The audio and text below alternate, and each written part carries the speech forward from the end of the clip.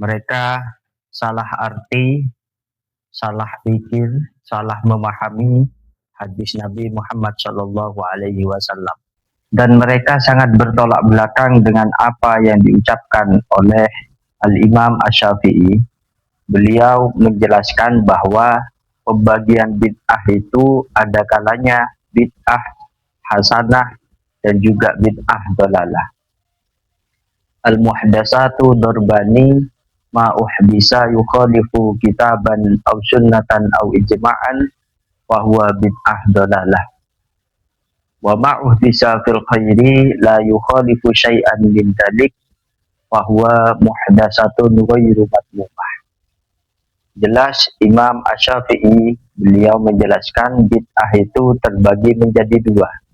Yang pertama adalah sesuatu yang baru yang bertentangan dengan Al-Quran, hadis atau ijma' para ulama, maka bid'ah tersebut merupakan bid'ah dhalalah. Sedangkan sesuatu yang baru yang dalam kebaikan yang tidak berbeda dengan Al-Quran, hadis dan juga ijma', maka fahuwa ghairu matmumah, maka bid'ah tersebut merupakan bid'ah yang tidak tercela dalam arti bid'ah hasanah sebagaimana yang biasa kita dengarkan dari guru-guru kita. Banyak sekali para ulama yang membagi bid'ah, ada yang membagi menjadi 5. Bahkan ada bid'ah wajib. Seperti apa? Seperti membukukan Al-Quran. Itu merupakan bid'ah wajibah, kata para ulama. Ada yang bid'ah muharramah. Dengan arti apa? Seorang Wahabi ini, mereka itu tidak memahami dalam arti mereka itu memukul rata semua bid'ah sesat. Kalau sesat berarti binar, masuk neraka. Perkataan Imam Syafi'i ini selaras dengan hadis Nabi Muhammad SAW. Hadis ini menjelaskan ada bid'ah hasanah, ada bid'ah sayyi'ah. Sebagaimana pembagian yang dijelaskan oleh Al-Imam Asy-Syafi'i. Man sanna fil Islam sunnatan hasanatan falahu ajruha wa ajru man amila biha min ghairi ayyang qusa min ujurihim syai'an. Barang siapa mengada-ngada satu cara dalam kebaikan, maka baginya akan mendapatkan pahala kebaikan tersebut, dan ia juga akan mendapatkan pahala seorang yang mengamalkan kebaikan yang dilakukan pertama kali oleh dirinya. Wa man sanna fil islami sunnatan sayyi'atan fa alaihi wizruha wa wizru man amila biha min ghairi ayyaqusa min auzarihim syai'an. Barang siapa yang mengada-ngada dalam agama Islam perilaku yang buruk, maka ia akan mendapatkan dosa, juga akan mendapatkan dosanya seorang yang mengamalkan sesuatu yang sama dengan dirinya. Hadis ini sangat jelas mengatakan bahwa ada seorang yang mengada-ngada. Seorang yang mengada-ngada itu berarti dia itu adalah penemu tindakan ini. Dia itu adalah pelaku pertama melakukan hal tersebut. Kalau ia melakukan hal yang baik, ia mendapatkan pahala. Dan penemu tersebut akan mendapatkan pahala sebab orang lain melakukan kebaikan tersebut. Sedangkan seorang yang mengada-ngada dalam hal keburukan, dalam hal kemaksiatan kepada Allah, maka ia akan mendapatkan dosa plus mendapatkan dosa orang-orang yang telah meniru amalan buruknya. Ini sangat jelas. Hadis ini menerangkan bagaimana ada sanna fil islami sunnatan sayyi'atan, ada yang sunnatan hasanatan. Lalu bagaimana kita menanggapi hadis kullu bid'ah dhalalah yang menjadi pacuan dari orang-orang Wahabi? Atau hadis man amila amalan laisa fihi amruna fahuwa raddun. Kullu bid'ah dhalalah wa dhalalatu finnar.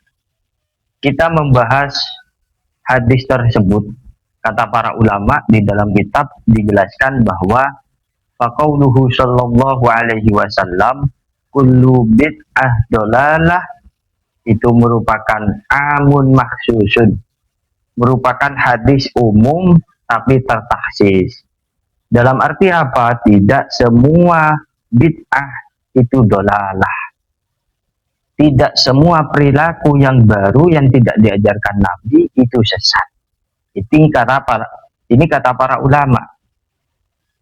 Jadi dalam memahami hadis itu tidak bisa kita memahami secara tekstual. Para ulama mengatakan bahwa hadis ini amun maksusun. Hadis ini am, tapi tertaksis.